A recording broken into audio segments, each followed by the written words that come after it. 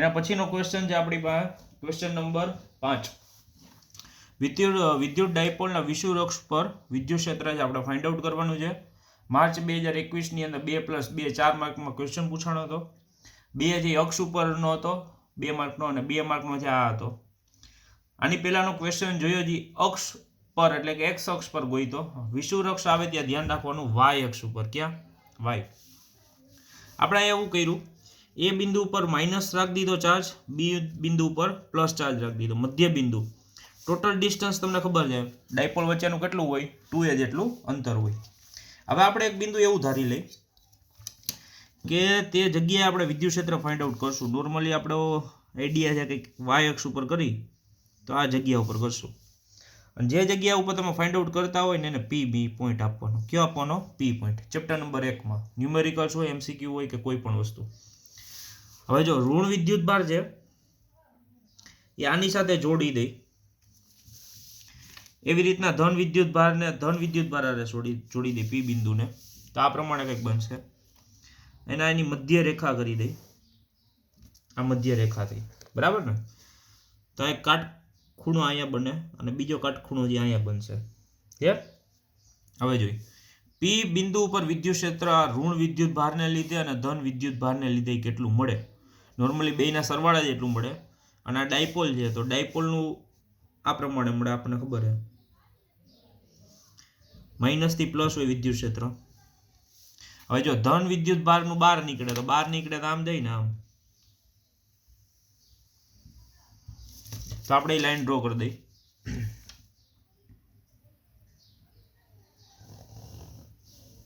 આ ધન વિદ્યુત ભારનું વિદ્યુત ક્ષેત્ર છે.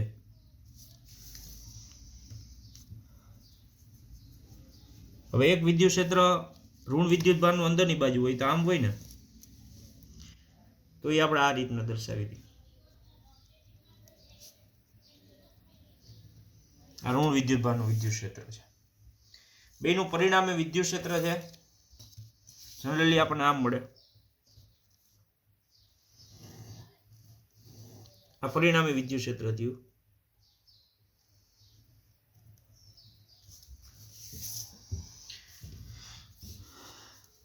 આ પરિણામી વિદ્યુત ક્ષેત્ર છે એને ઈ પોઈન્ટ ઉપરનું વિદ્યુત ક્ષેત્ર કહે ઈપી. જે આ પ્લસ અને માઇનસ એનો સરવાળો થાય. હવે અહીંયા છે ને ખૂણો બને થીટા. તો વિદ્યુત ક્ષેત્રના છે ને બે ઘટકો આવશે. એક સાઇન ઘટક આવશે ને બીજો કયો આવશે? કોસ ઘટક. સાઇન ઘટક છે ને નોર્મલી જો આ વિભાગનો સાઇન ઘટક વાય અક્ષમાં હોય. સાઇન મહત્તમ ક્યાં હોય? વાય પર. કોસ મહત્તમ ક્યાં હોય? એક્સ ઉપર હોય. તો આ જે ધન વિદ્યુત ભારની ક્ષેત્ર રેખાઓ છે આ ઋણ વિદ્યુત ભારની ક્ષેત્ર રેખા છે અને આ પરિણામી છે. તો આને વાય ઉપર લઈ જાવ તો આમ થાય ને, એક ઉપરની બાજુ આમ સાઇન ઘટક દર્શાવું છું.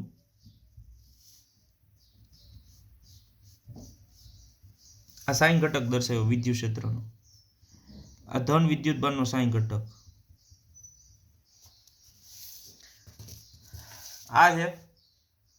માઇનસ નો સાઇન ઘટક કેવી રીતના આવે? વાય અક્ષ ઉપર આમ આવશે ને, તો એ આ પ્રમાણે આવશે. ઈ માઇનસ સાઇન થીટા છે.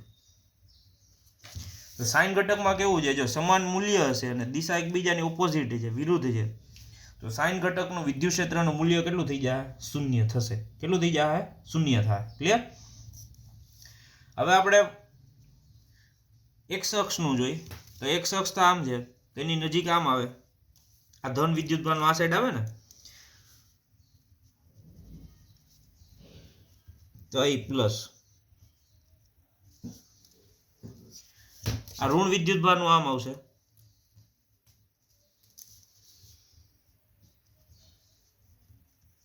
એ માઇનસ. તો સમાન મૂલ્ય હોય ને સમાન દિશા હોય તો બેનો સરવાળો થાય. બરાબર ને? કોસ ઘટકનો કેનો છે? આ કોસ ઘટક. સાઇન ઘટક કેવો થઈ ગયો? 0. આ બંને જે કોસ ઘટકના વિધેય છે. તો નોર્મલી ઈ પ્લસ પ્લસ ઈ માઇનસ કોસ થીટા આવશે. ક્લિયર?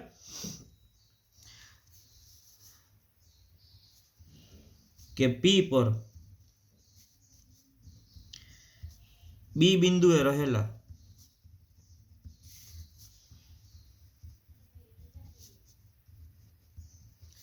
ધન વિદ્યુત ભારને લીધે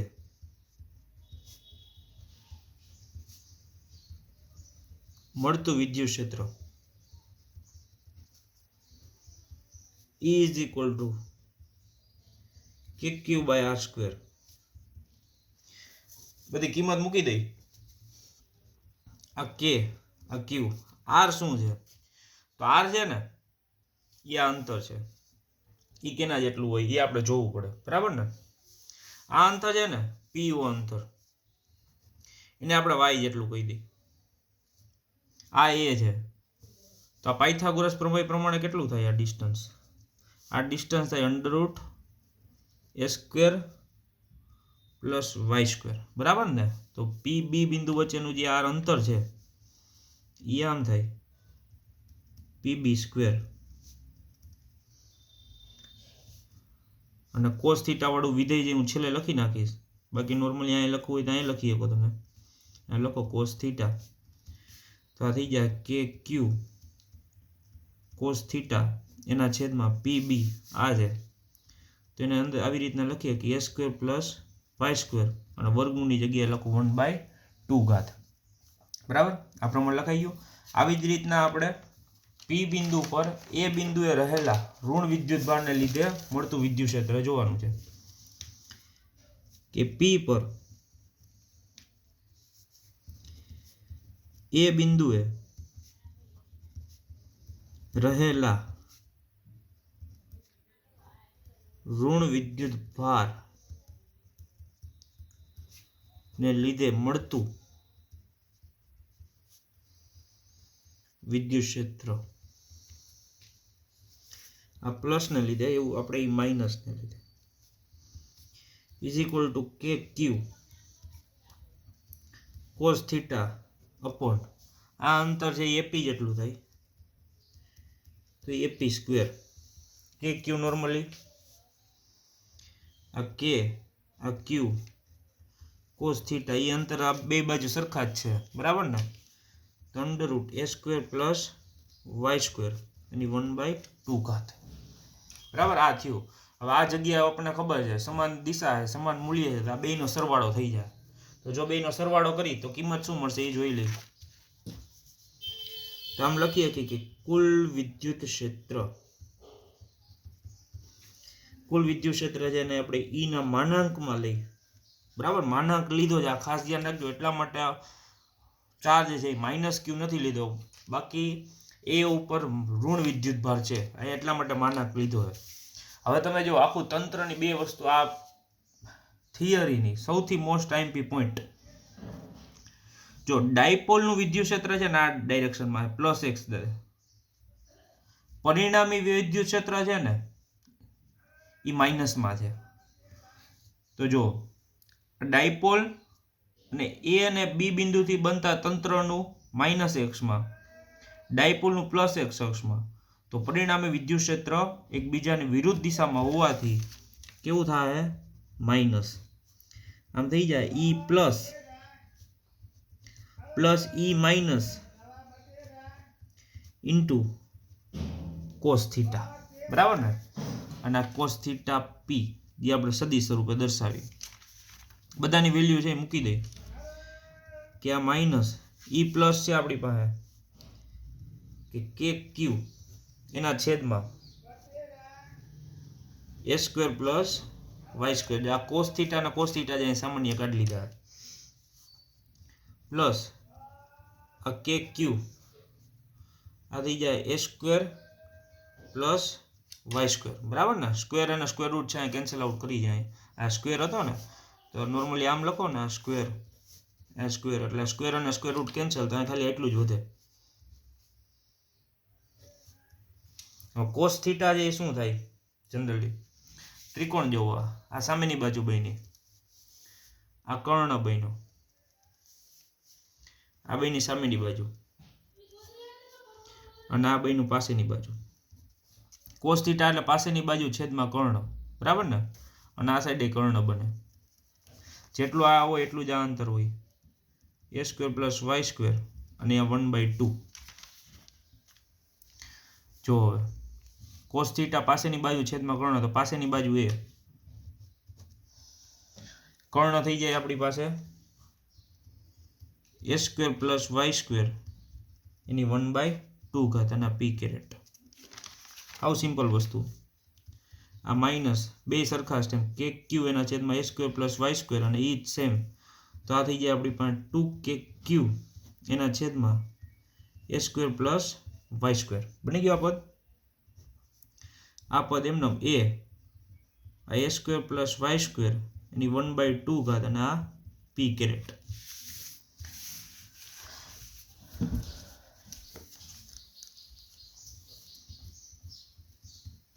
p is equal to minus અંદર મલ્ટીપ્લાય કરી દો તો 2kqa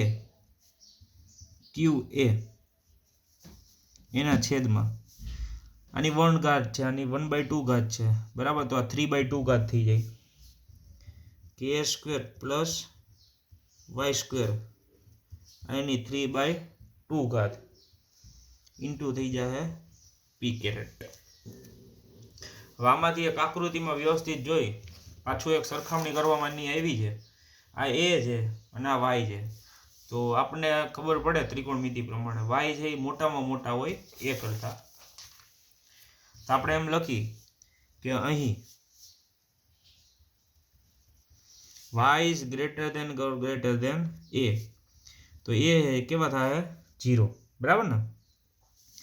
a 0 થાય તો ep સદિશ બરાબર માઇનસ, હવે આપણે વ્યવસ્થિત ગોઠવી તો કેવી રીતના સૂત્ર બનશે, આ k આ q અને આ બેનું 2a, બરાબર. આનું ઓલું ડાયપોલ બનાવી દીધો મેં એના છેદમાં a² છે એ તો 0 થાય તો અહીં આવશે y² એની 3/2. કેટલી આવશે y² એની 3/2. આનું સિમ્પ્લિફાય કેન્સલ કરશો, બરાબર, તો ન્યુમેરિકલ રીતે y² ને 3/2 છે, અહીં આપણી પાસે 2 કેન્સલ થાય તો આવશે નોર્મલી y³. આ બની ગયું y³ અને ep is equal to minus k q into 2 એટલે ડાયપોલ અને y³ અથવા લખવું હોય તો k - kp/r³. આપણને સાબિતી મળી. અને અક્ષ ઉપર વિષુવવૃત્ત અક્ષ ઉપર વિદ્યુત ક્ષેત્ર કેટલું હોય એ મળે છે કે અક્ષ ઉપર 2kp/r³ અને વિષુવવૃત્ત અક્ષ ઉપર kp/r³, પરંતુ કેવું માઇનસ કેના છે એ મેં તમને કીધા એકબીજાની વિરુદ્ધ દિશામાં લાગે છે. ડાયપોલનું વિદ્યુત ક્ષેત્ર ધન એક્સમાં છે અને પરિણામે વિદ્યુત ક્ષેત્ર માઇનસ ઋણ એક્સમાં છે, બરાબર, એક્સ અક્ષમાં. એટલા માટે પરિણામી છે કેવું મળે છે, માઇનસ મળે છે.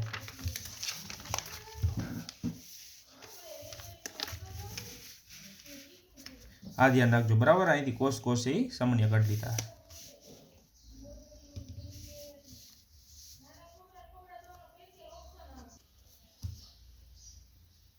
એના પછીનો ક્વેશ્ચન છે સમાન વિદ્યુત ક્ષેત્રમાં વિદ્યુત ડાયપોલ મૂકતા એના ઉપર ટોર્ક કેટલું લાગે છે એનું સૂત્રની તારવણી કરવાની છે.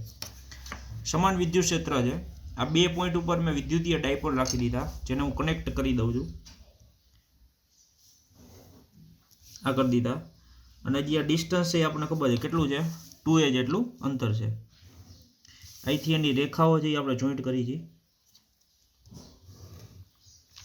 આ રેખા જોઈન્ટ કરી તો આ બિંદુ છે O, આ બિંદુ છે B અને આ બિંદુ છે A, બરાબર.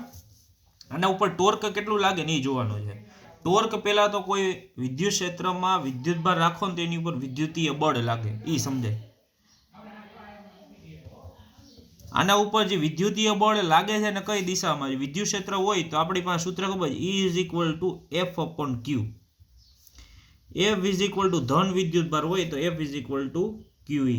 આનો મતલબ શું થાય, પ્લસનો બળ આટલું લાગે QE જેટલું. પ્લસનો મતલબ વિદ્યુત ક્ષેત્રની દિશામાં લાગે તો આ વિદ્યુતીય બળ આ ડાયરેક્શનમાં લાગશે, આ F પ્લસ વડે. એવી રીતના માઇનસ વડે શું થઈ જાય, આપણી પાસે સૂત્ર છે F = QE. F = QE પરંતુ કેવા માઇનસ. તો આનો મતલબ શું થયો માઇનસનો, કે વિદ્યુતીય બળ છે વિદ્યુત ક્ષેત્રની કઈ દિશામાં લાગે છે, વિરુદ્ધ દિશાની અંદર લાગે છે.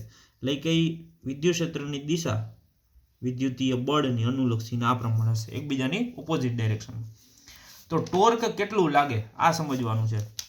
તમારા બોર્ડમાં પૂછાય તો પહેલા એક આકૃતિ દોરવાની, આકૃતિનું વર્ણન કરવાનું, પછી વિદ્યુતીય બળ કઈ કઈ દિશામાં લાગે છે અને કેટલું લાગે છે એ જોવાનું. હવે જે ટોર્ક છે એની ધન વિદ્યુત ભાર માટે આપણે ગણી. ટોર્ક માટેનું સૂત્ર છે RF sin θ. શું છે? RF sin θ. પરંતુ આપણે સદિશ સ્વરૂપે કરશું તો બળ ગુણ્યા લંબ અંતર. લંબ એટલે જો ખૂણો અહીંયા કાટખૂણો અહીંયા બને એટલું યાદ રાખવાનું. અંતર ટોર્કની અંદર લંબ અંતર હોય. કેવું અંતર હોય? લંબ અંતર. આ લંબ અંતર થયું. હવે જો આપણે આ ગોતવાનું છે. આવું સિમ્પલી ગોતી શકો. sin θ લગાડી દેવાનો. તો sin θ એટલે શું થાય? અહીં નોર્મલી આપણે થીટા બનાવી દઈએ તો સામેની બાજુ છે એ કઈ બનશે? અહીંયા થીટા બનાવી દઈએ. સામેની બાજુ બની જાય OB. કર્ણ કયો થઈ જાય આપણી પાસે? 2a જેટલો. તો OB બરાબર શું થાય? 2a sin θ. આ લગાડી દીધા આપણે 2a sin θ. આ tau is equal two f. OB છે એની જગ્યાએ સૂત્ર શું આવશે? 2a sin θ. આ લાગી ગયું. આની અંદરથી થોડોક એવો સુધારો કરીએ આપણે કે શું લખી શકીએ.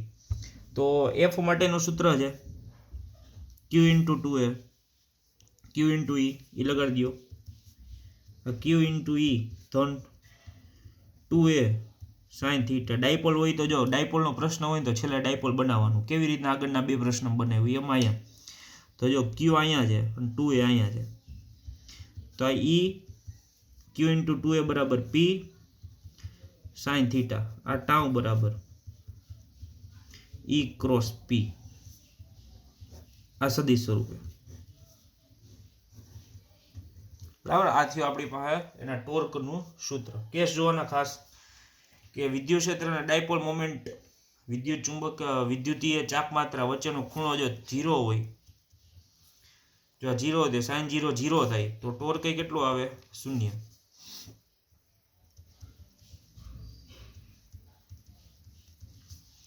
જો બે વચ્ચેનો ખૂણો 90 હોય વિદ્યુત ક્ષેત્ર અને વિદ્યુતીય ડાયપોલ મોમેન્ટ તો sin 90 1 થાય તો ટોર્ક મળે તમને EP. જો 180 નો હોય તો ટોર્ક sin 180 0 થઈ જાય તો ટોર્ક 0 થાય. જો એ ખૂણો 270 ડિગ્રીનો હોય આ બે વચ્ચેનો વિદ્યુત ક્ષેત્ર અને ડાયપોલ મોમેન્ટ તો sin 270 છે એ -1 થાય તો -EP થાય. અને 360 માં તો પાછું 0 થઈ જાય કારણ કે 0 ને 360 જે એક જગ્યાએ આવે આપણને ખબર છે. બરાબર. આ એના પછીનો ક્વેશ્ચન છે સતત વિદ્યુતભારનું વિતરણ. માર્ચ 2019માં 2 માર્કની અંદર પૂછાઈ ગયેલો ક્વેશ્ચન છે અને સૌથી સરળ છે. 3 રીતે કોઈ પણ વિદ્યુતભારનું તમે વિતરણ કરી શકો. એક તમે રેખીય રીતે કરી શકો, બીજી રીતે પૃષ્ઠ રીતે કરી શકો અને ત્રીજી કદ રીતે કરી શકો. નોર્મલી જો કોઈ વિદ્યુતભારને બોલપેન ઉપર પાથરી દઉં કે મારી પાસે ધન વિદ્યુતભાર છે તો આપણે બ્લેક ડોટ જેટલા છે એ ધન વિદ્યુતભાર આપણે ગોઠવી દીધા. જો આ જેટલા છે એટલા આ ધન વિદ્યુતભાર સમજી. તો વિદ્યુતભારનું જે આવું વિતરણ હોય ને કોઈ સળિયા ઉપરનું અથવા એકમ લંબાઈ ઉપરનું એને કહેવાય રેખીય વિતરણ. કેવું કહેવાય? રેખીય વિતરણ. રેખીય વિતરણ હંમેશા યાદ રાખવું લંબાઈ ઉપર આધારિત હોય. કેના ઉપર હોય? લંબાઈ. આ કોઈ સળિયો છે એની લંબાઈ L જેટલી છે અને એની ઉપર આપણે વિદ્યુતભાર સમાન રીતે પાથરી દઈ.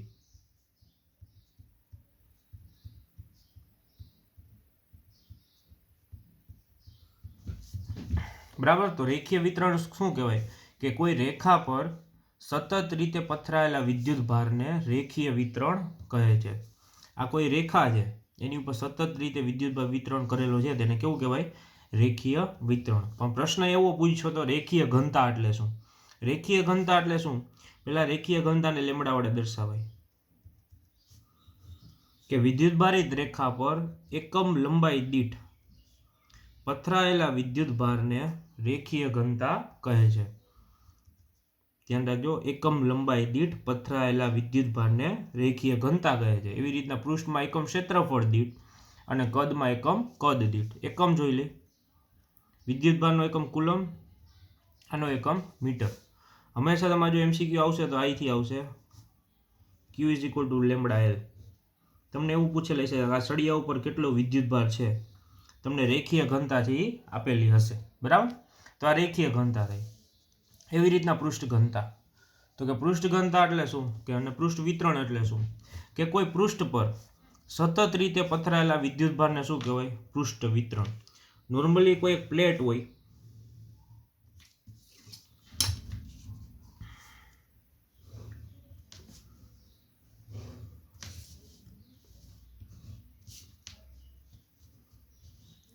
આ પ્લેટ છે જેનું ક્ષેત્રફળ એ જેટલું છે, આ એ જેટલું ક્ષેત્રફળ છે. આની ઉપર હું વિદ્યુતભાર સતત રીતે પાથરી દઉં તો વિદ્યુતભારના આવા વિતરણને પૃષ્ઠ વિતરણ કહેવાય. અને પૃષ્ઠ ઘનતા એટલે શું? પૃષ્ઠ ઘનતાને સિગ્મા વડે દર્શાવાય.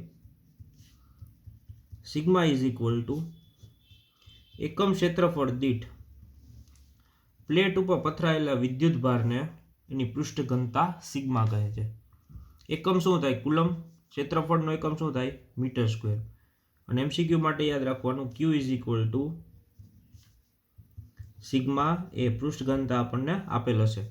અને ચેપ્ટર નંબર 2 સૌથી આઈએમપી છે પૃષ્ઠ ઘનતા આવશે, બરાબર. આ ધ્યાન રાખવાનું. પૃષ્ઠ ઘનતાની વ્યાખ્યા શું કે વિદ્યુતભારિત પૃષ્ઠ પર એકમ આડછેદ દીઠ પથરાયેલા વિદ્યુતભારને શું કહેવાય? પૃષ્ઠ ઘનતા કહેવાય, બરાબર. રેખીય ઘનતા લંબાઈ ઉપર આધાર રાખે, પૃષ્ઠ ઘનતા ક્ષેત્રફળ આધાર ઉપર આધાર રાખે, અને કદ ઘનતા છે, બરાબર, એ કદ ઉપર આધાર રાખે. તો નોર્મલી કોઈ ઘન પદાર્થ થાય, હું એક સમઘન ડ્રો કરું છું અહીંયા. આ સમઘન ડ્રો કરી દીધું. હવે આની ઉપર વિદ્યુતભાર પથરાયેલો છે આવી રીતના સમાન રીતે. તો કદ પર સતત રીતે પથરાયેલા વિદ્યુતભારને કદ વિતરણ કહેવાય. આખું વિતરણ છે એને કદ વિતરણ કહેવાય. અને કદ ઘનતા છે એ કેને કહેવાય? તો કદ ઘનતા છે નોર્મલી એને રો વડે દર્શાવવામાં આવે. કેના વડે દર્શાવવામાં આવે? રો વડે તમે એને દર્શાવી શકો છો. તો આમ થાય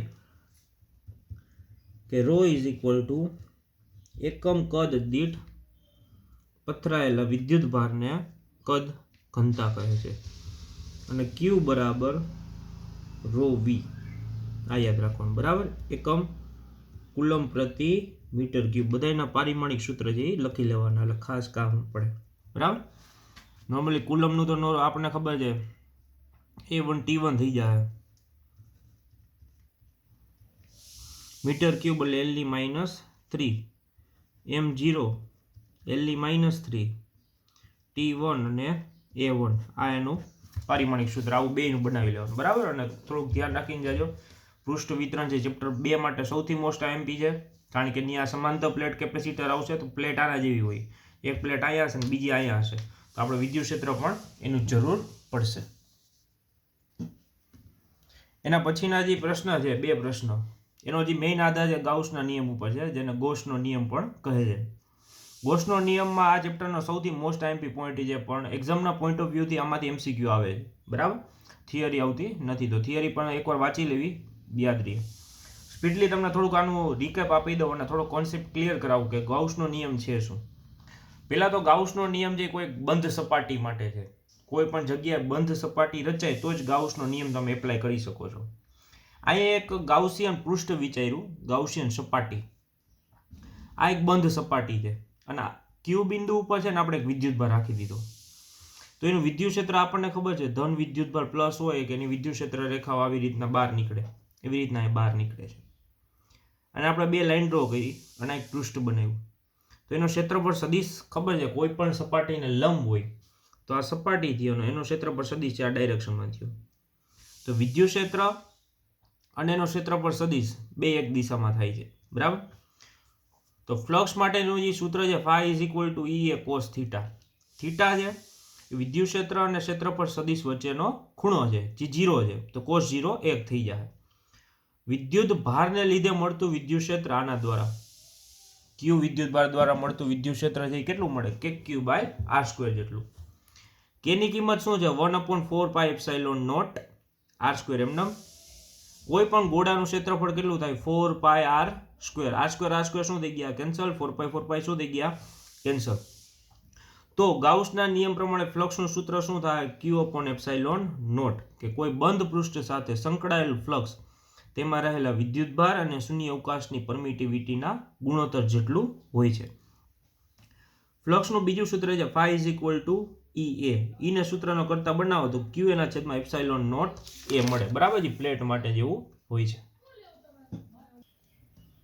એના પછીનો પ્રશ્ન છે સમાન રીતે વિદ્યુત ભારિત સળિયા વડે મળતા વિદ્યુત ક્ષેત્રનું સૂત્ર તારવવાનું છે. હવે બે પ્રશ્ન બાકી છે સૌથી મોસ્ટ આઈએમપીના. આ એક સળિયો છે. સળિયા ઉપર ધન વિદ્યુતભાર છે એ સમાન રીતે વિતરિત થયે છે, જેને રેખીય વિતરણ કહે છે. એની બહાર આપણે એક નળાકાર ડ્રો કરી દીધું. આ નળાકાર છે એક દોર્યું છે. સળિયાથી નળાકારનું અંત્ય બિંદુ છે બે અંતર સરખા છે r જેટલા, અને જે લંબાઈ કીધી છે આપણે l જેટલી કીધી છે નળાકારની.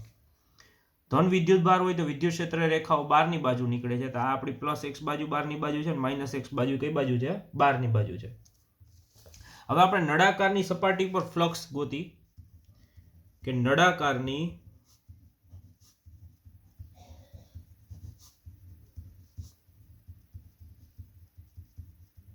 સપાટી ફ્લક્સ, તો કે phi = EA cos θ. આવું સૂત્ર થાય. બરાબર ને? આનો ક્ષેત્રફળ સદિશ છે નળાકારનો એ આ પ્રમાણે હશે a, આ બાજુ અહીંયા હશે a. તો વિદ્યુત ક્ષેત્ર અને ક્ષેત્રફળ સદિશ વચ્ચેનો એંગલ કેટલો થાય? 0 ડિગ્રી થાય. તો એ 1 થઈ જાય. આ phi = E. નળાકારનું ક્ષેત્રફળ જે 2πrl જેટલું થાય, અને cos 0 એ કેટલું થઈ જાય? 1. ગાઉસનું એક સૂત્ર હતું, આની પહેલાના લેક્ચર પ્રશ્નની અંદર સમજાયું કે phi = Q/ε0 E 2πrl. આપણે વિદ્યુત ક્ષેત્ર ગોતવાનું છે અહીંયા. તો વિદ્યુત ક્ષેત્રના સૂત્રનો કરતા બનાવી દેશું. આ E = Q/2πr/ε0l. બરાબર? આ રીતના આપણે એને યાદ રાખવાનું. Q/L છે જે આપણી રેખીય ઘનતા છે, તો આને કહેવાય λ/2πε0r. આ પ્રમાણે આપણે એને યાદ રાખવાનું. બરાબર? આથી આપણી પાસે સમાન રીતે વિદ્યુત ભારિત સળિયા વડે મળતા વિદ્યુત ક્ષેત્રનું સૂત્ર. પહેલા આકૃતિ ડ્રો કરવાની, પછી એનું વર્ણન કરવાનું, વર્ણન થયા પછી આ સાબિતી તમારે લખવાની. બરાબર? આ રિવિઝનના લેક્ચર છે એટલે વર્ણન જે હું લખતો નથી. મેઇન લેક્ચરની અંદર મારા બધા વર્ણન હશે. બીજો છે આના પર જેવો પ્રશ્ન કે સમાન રીતે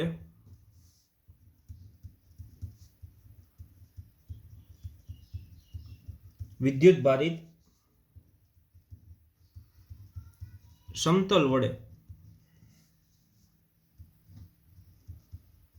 ઉદ્ભવતું વિદ્યુત ક્ષેત્ર છે એ તમારે જોવાની છે. Just weight for a minute. હવે કોઈ એક સમતલ છે, સમતલ એટલે કે પ્લેટ, આપણે ચોપડો છે એવું ગણી શકીએ. એના વડે જે ઉદ્ભવતું વિદ્યુત ક્ષેત્ર છે એ કેટલું હોય એ આપણે જોવાનું છે. તો ફર્સ્ટ હું અહીં આકૃતિ તમને ડ્રો કરી દઉં. આ એક પ્લેટ છે. આ પ્લેટ ઉપર આપણે ધન વિદ્યુત ભાર છે એ વ્યવસ્થિત રીતે ગોઠવી દઈએ. આ ધન વિદ્યુત ભાર આપણે ગોઠવી દીધો. આ પ્લેટનું વિદ્યુત ક્ષેત્ર છે ધન વિદ્યુત ભારને લીધે કઈ બાજુ હશે? બહારની બાજુ. આ બાજુ આપણે +x અક્ષ છે, અને આ બાજુ આપણું -x અક્ષ છે. બરાબર? વિદ્યુત ક્ષેત્ર બહારની બાજુ હોય તો આવી રીતના આ બે બાજુ આપણું વિદ્યુત ક્ષેત્ર થયું. બરાબર? અને આ બાજુનો ક્ષેત્રફળ સદિશ આ સાઈડ હશે એ સદિશ, અને આનો ક્ષેત્રફળ સદિશ આ સાઈડ હશે. ક્ષેત્રફળ સદિશ નોર્મલી કોઈ પણ પૃષ્ઠ છે, આ પૃષ્ઠ આનો 90 નો ખૂણો એક આ બાજુ બને, તો આ પૃષ્ઠની ક્ષેત્રફળ સદિશની દિશા આમ હોય, એક આ બાજુ બને તો એક આમ થાય. બરાબર? આટલું બની ગયું. હવે કુલ ફ્લક્સ આપણને ખબર છે, આ સપાટી વડે મળતું કુલ ફ્લક્સ phi1 થાય, બીજી સપાટી વડે મળતું કુલ ફ્લક્સ phi2 થાય. તો કુલ ફ્લક્સ કેના બરાબર થાય?